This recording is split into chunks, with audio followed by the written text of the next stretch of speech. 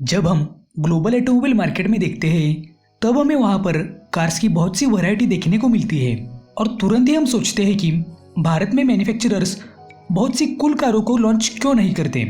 पर अगर आपने इंडियन ऑटोमोबाइल मार्केट की हिस्ट्री देखी होगी तो ये समझ आता है कि मैन्युफैक्चरर्स ने भी बहुत सी वैरायटी ऑफ कार्स को लॉन्च किया था, मगर मैन्युफैक्चरर्स को फ़ायदा होने के बजाय उल्टा नुकसान ज़्यादा होने लगा था। इन गाड़ियों की सेल्स फिगर कोई इतनी ज़्यादा नहीं थी जिससे कि मैन्युफैक्चरर्स प्रॉफिट में आ सके। इसी वजह से अब भारत में कोई भी कार मेकर ट्रेंड से अलग कोई भी कार लॉन्च नहीं करता। पिछले 5 सालों से एसयूवीज का ट्रेंड है और मैन्युफैक्चरर्स ने भी सिर्फ एसयूवी के सेगमेंट पर ही फोकस करते हुए एसयूवीज को ही ज़्यादा लॉन्च किया है। और जब बात सेल्स फिगर की आती है तब भारत में 80% से भी ज़्यादा सेल्स कुछ गिने चुने ब्रांड्स के सिलेक्टेड कारों की ही होती है। बाकी बचे 20% में वो कार्स आती है जो कि न सेल्स फिगर में कम है बल्कि जल्दी डिसकंटिन्यू होने की कगार पर है। इसका मतलब है कि बहुत से अच्छी कारें उतनी बिकती नहीं जितनी कि वो लायक हैं और इस तरह से उन्हें बहुत ही कम रेटिंग दी जाती है। तो आज के इस वीडियो के अंदर हम उन्हीं कुछ अंडररेटेड कार्स को देखने वाले हैं जो सेगमेंट के टॉप सेलिंग कार से अच्छी होने के बावजूद भी लो सेल्स फिगर के कारण डिसकंटिन्यू करनी पड़ी है। तो चलिए आज के वीडियो को शुरू करते हैं।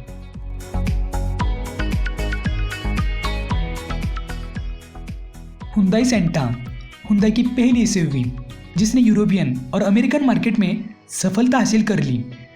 गाड़ी की डायरेक्ट सेकंड जनरेशन भारत में लॉन्च हुई थी, वो भी इंपोर्टिंग के जरिए। गाड़ी के सेकंड जनरेशन की डिज़ाइन फ्लूइडिक थी जिसमें signature fluidic headlamps front grille मिलता था।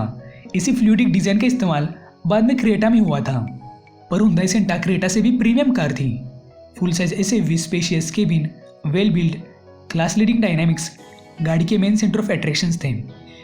गाड़ी 7 सीटर थी, ऊपर से गाड़ी का डीजल फन टू ड्राइव था। गाड़ी सेगमेंट की one of the best equipped SUV थी जो 4 व्हील ड्राइव में आती थी।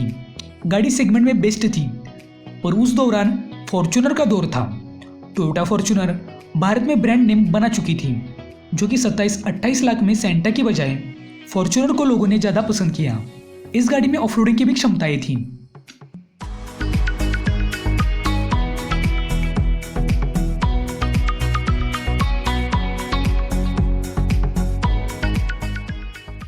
निसान टिएना, निसान मोटर्स का भारत में अभी तक का सबसे लग्जूरियस और एक्सपेंसिव प्रोडक्ट जो किसी भी कंपटीशन से परे था। बहुत से लोगों को यह पता भी नहीं होगा कि निसान ने टिएना जैसी गाड़ी भी लॉन्च करी थी। निसान, ये जापानीज कार ब्रांड, भारतीय मार्केट को कभी भी अपनी ओर नहीं खींच सका।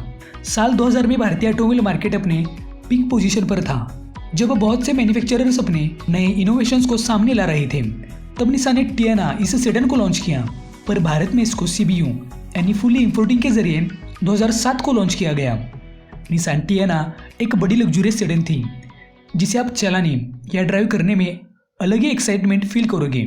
निसान टिएना की डिज़ाइन बेस्ट इन सेगमेंट थी। गाड़ी का लो डिस्टेंस रोड प्रेजेंस को बढ़ाता था। गाड़ी में 17 इंचेस के अलॉयज आते थे। इंटीरियर के फीचर्स लग्जूरियस सेडन से सिमिलर थे।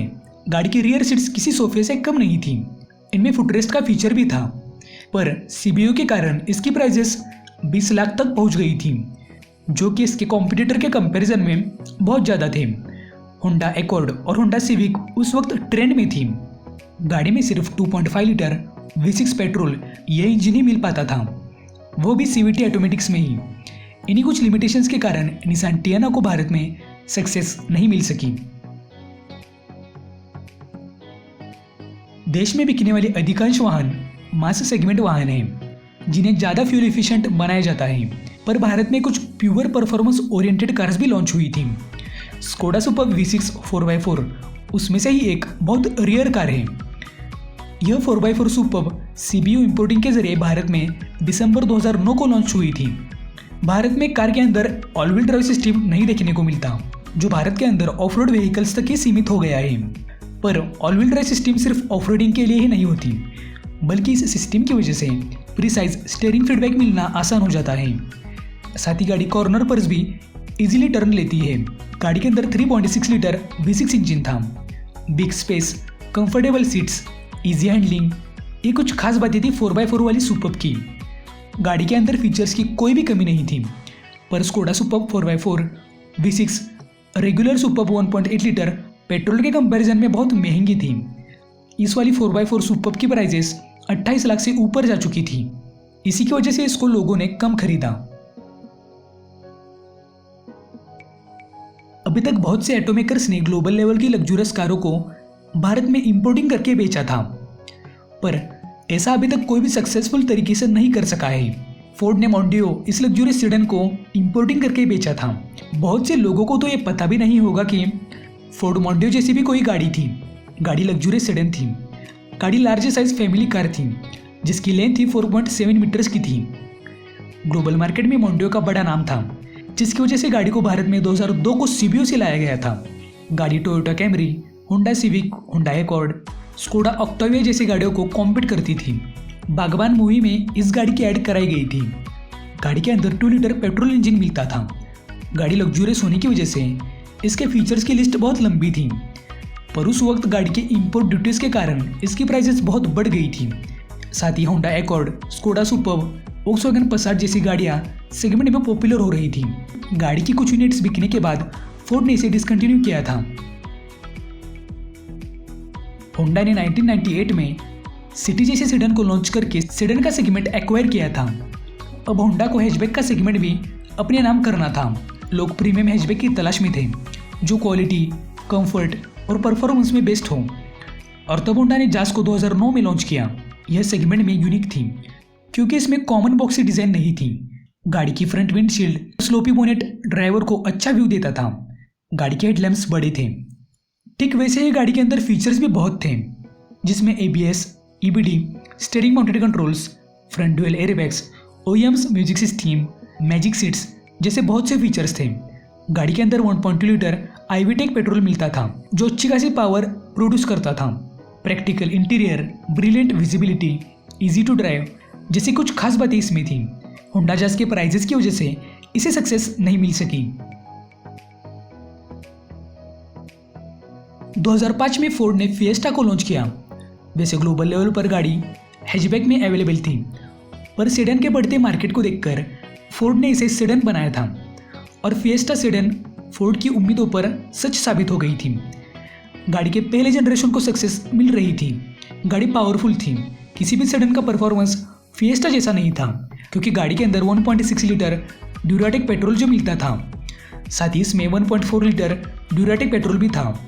गाड़ी के पहले जनरेशन के सक्सेस के बाद फोर्ड ने 2011 में फोर्ड फिएस्टा SL इस गाड़ी को लॉन्च किया, पर इस अपग्रेडेशन को ऑडियंस ने ज़्यादा प्रतिसाद नहीं दिया क्योंकि गाड़ी की डिज़ाइन बहुत ही अजीब थी।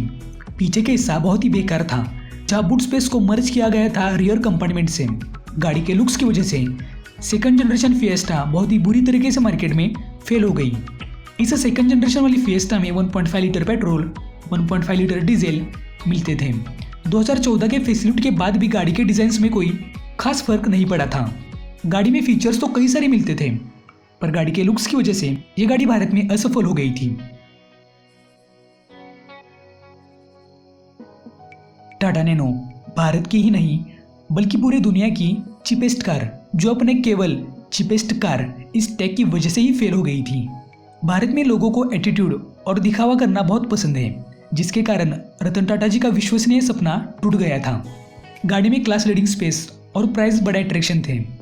गाड़ी में 624 सीसी का इंजन था जो 25 किलोमीटर पर लीटर का माइलेज दे दिया करता था। गाड़ी के फेल होने के पीछे इसकी सेफ्टी, चीपेस्ट कार का टैग और बढ़ती हुई डिमांड को सही से पूरा ना करने की वजह से टाटा नैनो भारत में फेल हो गई थी। इसी दौरान कई सारी नैनोज रास्तों पर ही जलकर खाक हो चुकी थी, जिसकी वजह से इसके सेफ्टी पर प्रश्न उठने लगे थे। गाड़ी की इनिशियल प्राइसिंग 1 लाख की थी जो 2009 में थी, पर 2019 में आते आते इस गाड़ी की प्राइसेस 3 लाख हो गई थी। इसे 2019 में डिसकंटिन्यू करने का निर्णय लिया गया था।